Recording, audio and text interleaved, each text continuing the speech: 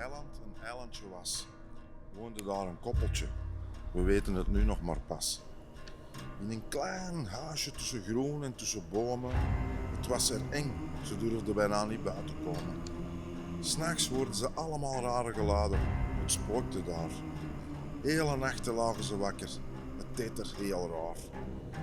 Overdag profiteerden ze om boodschappen te doen, maar 's nachts, echt waar, het was verschrikkelijk toen. Tot overmaat van ramp, na een zware storm en liters regen, was het stukje grond een eiland, volledig afgelegen. Alleen achtergebleven en zwemmen konden ze niet.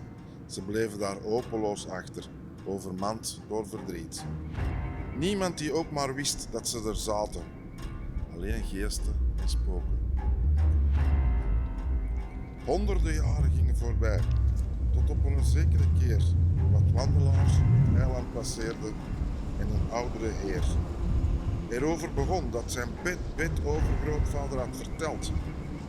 Er was hier vroeger geen eilandje, maar een heel groot veld. Er woonde zelfs een koppeltje en ze waren niet zo oud. Maar het spookte er, angstwekkend, het was kil en koud. Wat er met hen gebeurd is, zal niemand weten. Ondertussen is het ook al lang voorbij en vergeten. Maar op het eiland durft nog altijd niemand komen. En als je het toch doet, zal je er altijd van blijven doen.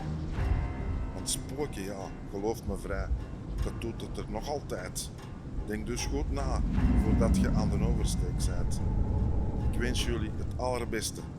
En moest ik jullie niet meer zien, dan kom ik je wel zoeken. Maar binnen een jaar of 10.